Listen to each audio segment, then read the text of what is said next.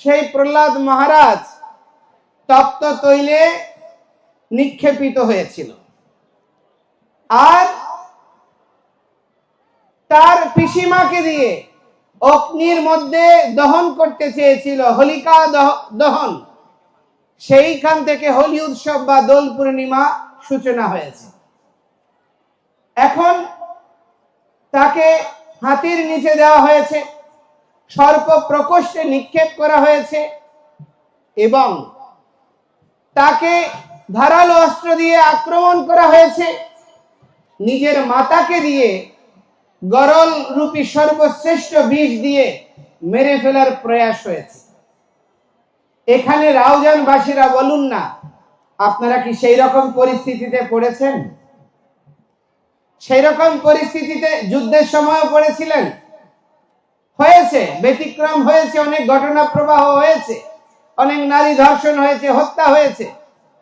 কিন্তু আপন পরিবার থেকে যেই বিভৎসতার সম্মুখীন প্রহ্লাদ মহারাজ হয়েছে, সেই রকম পরিস্থিতিতে বর্তমান সময়ের পট পরিবর্তনে অতীত ইতিহাস বলে সেই রকম আত্মত্যাগ প্রহ্লাদ মহারাজ যা করেছে তাকে আমরা করছি? হ্যাঁ অথবা না কিছু বলুন, আমরা সেই রকম করছি? তো প্রহ্লাদ মহারাজ তিনি শিশু ছিলেন, মাত্র 5 বৎসরের সন্তান ছিলেন। তিনি ভগবানের প্রতি বিশ্বাস, নিষ্ঠা, প্রচেষ্টা, তার অদম্য ভক্তির অনুশীলন, তার প্রচেষ্টা আর প্রার্থনা মিলে তাকে কেউ থামাতে পারেনি। তো আমরা কেন থেমে যাচ্ছি? আমরা কেন ভয় পেয়ে যাচ্ছি? কি প্রশাসন কিছু বলবে? রাজনীতিবিদরা কিছু বলবে? কোন মানুষের আক্রোশের মুখে পড়ব? এই ধরনের ভয়ে ভীত আমরা কেন হচ্ছি? এর মূল কারণটা হচ্ছে ভগবানের প্রতি দৃঢ় বিশ্বাসের অভাব। আমার মুসলিম ভাইরা বলে একজন মুসলমান একবারেই মরে, কিন্তু একজন ভীতু সে বারবার মরে। আর সনাতন ধর্ম বলছে অচ্ছেদ্যম হয়মদার্যম হয়মক্লব্ধ শিষ্য এবচ নিত্য সর্বগত স্থানুর আচল হয়ম সনাতন। তুমি সনাতন আত্মা, তোমাকে কাটা যায় না, মারানো যায় না, জলে ডুবানো যায় না, শুকানো যায় না। তুমি সেই অবিনাশী আত্মা, তোমার তো মৃত্যুই নেই। ছিন্নন্ত বিশ্বে অমৃতেশ্য পুত্রা, আমরা অমৃতের সন্তান। তাহলে আমরা কেন ভয়ে ভীত হচ্ছি? আমরা কেন বারবার মরছি? 71-এ মরেছি, 72-এ আঘাত প্রাপ্ত হয়েছি, 75-এর পর থেকে দীর্ঘদিন নিপীড়িত হয়েছি, এবং 90-তে, 91-তে, 2000-এ, 2001-এ এবং পরবর্তীতে 12, 16, 18, 21-এ বারংবার নিপীড়িত হয়েছি, বারংবার নির্যাতিত হয়েছি। তো আমরা কেন বারবার মৃত্যুবরণ করছি? আমরা কেন দেশ ছেড়ে পালাচ্ছি? আমরা কেন নিজের পূর্বজরা যেই ভূমিকে আঁকড়ে রাখার জন্য নিজের জীবন উৎসর্গ করেছে, সেই ভূমিকে ত্যাগ করে, যেই ভূমিকে প্রত্যেক দিন প্রাতকালে বাংলাদেশের কোন নাগরিক, কোন ধর্মের লোক এই পবিত্র ভূমিকে প্রণাম করে না, কিন্তু সনাতনীরা প্রত্যেক দিন নিজের দেশ মাতৃকাকে ওম প্রিয় দত্তা ওই ভূময় নম বলে প্রাতকালে ব্রহ্ম মুহূর্তে প্রথম প্রণাম করে ঘুম থেকে উঠে। সেই দেশ মাতৃকার প্রিয় সন্তানেরা আজকে আমরা রাষ্ট্রদ্রোহী হচ্ছি, আমরা মামলায় আক্রান্ত হচ্ছি, নিপীড়নের শিকার হচ্ছি, আর অনেকে ভয়ে আবার দেশ থেকে পালাচ্ছি। কেন এই পরিস্থিতি হবে?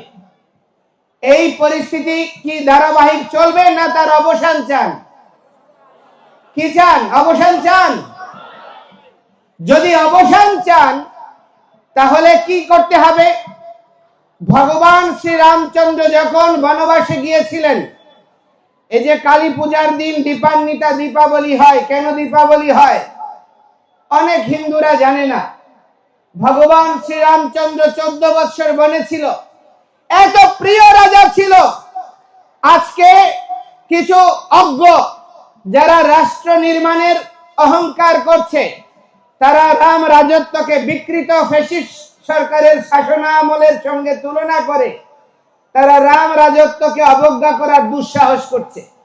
কিন্তু দুর্ভাগ্য, যদি তাদের জায়গায় যদি আমরা হতাম আর আমাদের জায়গায় যদি তারা হতো, তাহলে গণধোলাইতে কিন্তু মরে যেত। মব জাস্টিস, মব ভাইলেন্স এগুলোই হতো। কিন্তু দুর্ভাগ্য, হিন্দুর গায়ের উপর থুতু ছড়িয়ে শুধু ক্ষমা চেয়েও পার পাওয়া যায়। হিন্দুর দেবতাকে উপেক্ষা করে, ভেঙে দিয়ে মন্দিরে আঘাত করে, তার আরাধ্যকে উপহাস করেও শুধু ক্ষমা চেয়ে পার পাওয়া যায়। কিন্তু দুর্ভাগ্য, বাংলাদেশের অগণিত কারাগারে লিস্ট করেন আপনারা, দেখবেন এই ডিজিটাল নিরাপত্তা আইনে ধর্ম অবমাননার অজুহাতে কত শত শত হিন্দু এখনো জেল কাটছে। কিন্তু চোর, ডাকাত, সন্ত্রাসী, জঙ্গি কেউ বাকি নাই, সবাই জেল থেকে বেরিয়ে গেছে। কিন্তু হিন্দুদের কপালের কোনো ভাগ্য পরিবর্তন হয় নাই।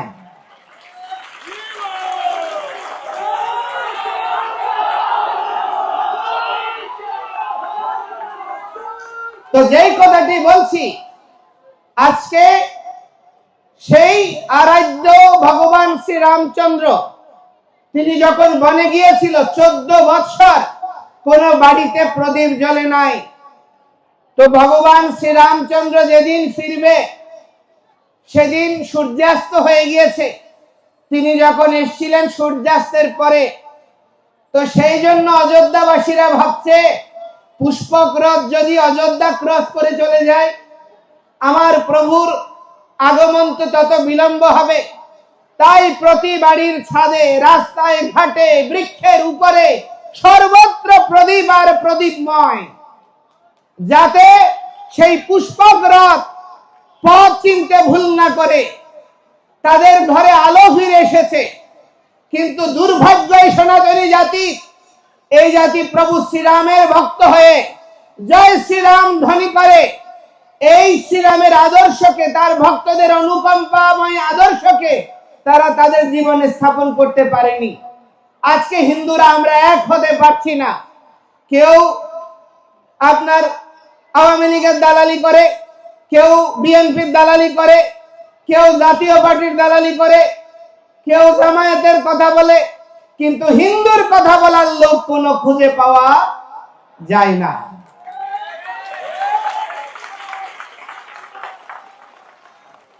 আজকে যে ঋষিজ রক্তের উত্তরাধিকার আমরা, যেই রক্ত দ্বারা আমরা বহন করছি,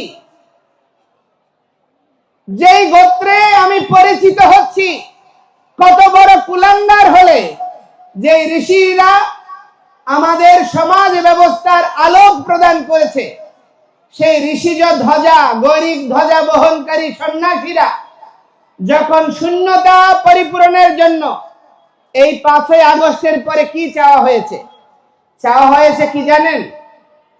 যে আওয়ামী লীগ তো লেজ গুটিয়ে পালিয়েছে, আর অন্যান্য অনেক দল মুখ থুবড়ে পড়েছে। হিন্দুদের উপর যখন নির্যাতন হবে, হিন্দুরা যখন আন্দোলন করবে, তখন সেটাকে রাজনৈতিক টেক দিয়ে, আওয়ামী লীগের টেক দিয়ে হিন্দুদের দমন করা হবে, তাদেরকে জেলে পড়া হবে, তাদেরকে পথভ্রান্ত করা হবে। সেই সুযোগ সন্ন্যাসীরা, গুরুরা দেয় নাই। তারা মাঠে নেমেছে আর হিন্দুদের নেতৃত্ব দিয়েছে। এইটা দেখে যেই সব রাজনৈতিক দুর্বৃত্ত দালাল, তারা হিন্দুদেরকে ওই বিখণ্ডিত করে অন্যদের সাম্প্রদায়িক গোষ্ঠীর আকাঙ্ক্ষা পরিপূরণের জন্য, হিন্দুদেরকে দলন করার জন্য ইচ্ছা পোষণ করেছিল। তাদের আকাঙ্ক্ষা যখন পূর্ণ হয় নাই, তারা প্রশ্ন তুলছে, সাধুরা কেন মাঠে? সাধুরা মন্দিরে না থেকে তারা কেন মাঠে? এই প্রশ্ন তুলছে। কত বড় কুলাঙ্গার হলে তারা এই রকম মানসিকতা পোষণ করে? সাধুরা হচ্ছে গুরু, গুরুকে ছাড়া ভগবানকে লাভ করা যায় না।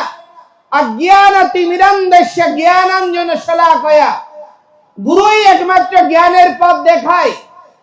আমাদেরকে অন্ধকারে রেখে, বিভ্রান্ত করে, কখনো শঙ্কর মঠ, কখনো ইস্কন, কখনো রামকৃষ্ণ মিশন, কখনো সৎসঙ্গ, কখনো অখণ্ড মণ্ডলী, কখনো ব্রাহ্মণ ক্ষত্রিয় বৈশ্য শূদ্র, কখনো জাতিভেদ কুলভেদ, এইসব প্রভেদ করে বিভিন্ন মতাদর্শে বিভ্রান্ত করে আজকে দেখুন ইন্ডিয়ায় নতুন কনসেপ্ট শুরু করেছে দলিত আন্দোলন।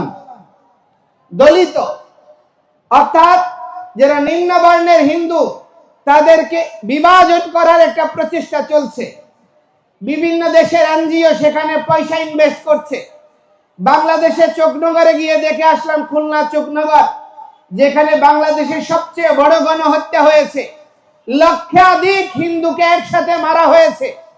সেই চুপনগরে খ্রিস্টান মিশনারিসরা সেখানে দলিত হাসপাতাল করছে, হিন্দুদেরকে মনস্তাত্ত্বিক বিভ্রান্ত করে নমশূদ্র অবহেলিত নিম্নবর্ণের হিন্দুদেরকে কনভার্ট করার একটা প্রচেষ্টা চালাচ্ছে। তো সেই রকম প্রচেষ্টাকে যারা পূর্ণতা দিয়ে হিন্দুদেরকে এখানে নিঃশেষ করতে চেয়েছে, তারা ভাবছে আরে ভাই ভুল হয়ে গেছে, সাধুরা এখন আলোর পথ দেখাচ্ছে, সন্তরা এখন মাঠে পথ দেখাচ্ছে, এদেরকে তো আর বিভ্রান্ত করা যাবে না। এই জন্য তাদের এখন গাত্রদাহ হচ্ছে, এই জন্য তাদের জ্বলন ধরেছে। সেই জন্য আমাদের উচিত প্রহ্লাদ মহারাজের যদি অনুকম্পিত হই, আমরা যদি ধ্রুব মহারাজের অনুকম্পিত হই, আমরা যদি ভগবান শ্রীরামচন্দ্রের ভক্ত হই, আমরা যদি ভগবান শ্রীকৃষ্ণের পথে চলি, তাহলে আমরা ভীত হব না, মৃত্যু ভয়ে পালিয়ে যাব না, আমরা বিভক্ত হব না, আমরা সংঘবদ্ধ হব এবং ঐক্যবদ্ধভাবে এগিয়ে যাবার নিজের ধ্বজা কৃষ্টি সংস্কৃতিকে তুলে ধরব।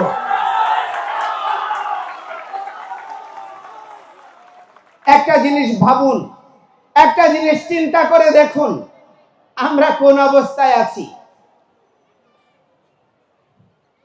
আপনি ভগবান বুদ্ধ ধর্ম সঙ্গ এইটা বলে যদি কেউ স্লোগান দেয়, তাকে কি চাইনার লোক বলবে?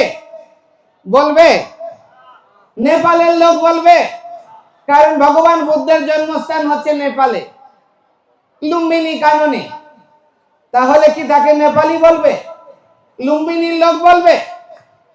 যদি খ্রিস্টানরা যীশু খ্রিস্টের নামে জয়ধ্বনি করে, তাহলে কি তাকে ইসরায়েলি লোক বলবে? কারণ উনার জন্মস্থান হচ্ছে কোথায়? জেরুজালেমে। তাহলে জেরুজালেমের লোক বলবে? কেউ বলবে? এরকম কোন সাহস বাংলাদেশের কোন সুশীল মনা কুশীল মনা যত রকমের পণ্ডিতরা আছে, এগুলো বলার সাহস করবে? আমাদের প্রিয় নবীর নাম নিয়ে যদি কেউ স্লোগান তুলে, যদি আল্লাহ তাআলার নামে কোন স্লোগান তোলে, তাহলে কি কেউ দুঃসাহস করার সাহস করবে? যে স্রষ্টার পবিত্র নাম উচ্চারণ করলে তাকে সৌদি আরবের লোক বলবে, পাকিস্তানের লোক বলবে, এরকম সাহস করবে? কিন্তু দুর্ভাগা হিন্দু জাতি তার সেকুলার লিডার আর বাংলাদেশের কিছু সেকুলার পন্থী বলে তথাকথিত সাম্প্রদায়িক কলামিস্ট সাংবাদিক, তারা শ্রীরাম ধ্বনি শুনলে গায়ের গাত্রদাহ হয়। তাদের শ্রীরাম ধ্বনিকে কখনো ইন্ডিয়ান টেক, কখনো বিজেপি টেক, কখনো রয়ের টেক, এইসব কখনো আরএসএস এর টেক দিয়ে শ্রীরাম ধ্বনি উচ্চারণে নিরুৎসাহিত করা হয়, আমাদেরকে তকমা দেওয়া হয়। দুর্ভাগ্য হিন্দু জাতি যে আমাদের হিন্দুদের তথাকথিত লিডাররা সোৎসাহে প্রতিবাদ করার সাহস রাখে না।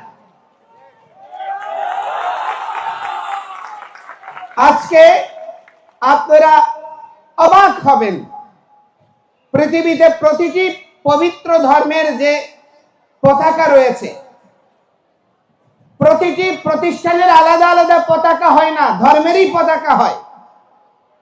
আমরা তো সনাতন ধর্মাবলম্বী, গৈরিক পতাকাকে কখনো ইসকনের পতাকা, কখনো আরএসএস এর পতাকা, এইরকম অভিধা প্রদান করছে। এই সমস্ত মূর্খরা, তাদের না ইতিহাস, না ঐতিহ্য, না কোন জ্ঞানের স্বাভাবিক ধারণা আছে, না দর্শন সম্পর্কে সম্যক জ্ঞান আছে, তারা কখনো এইসব লালন করে না, হৃদয়ে অনুধাবন করার, এটা অনুভব করার প্রচেষ্টা করে না। কিন্তু দুর্ভাগ্য আমাদের সনাতনী জাতির, ভগবান শ্রীকৃষ্ণ হনুমান চিহ্নিত কপিধ্বজ কার হাতে স্থাপন করেছিল?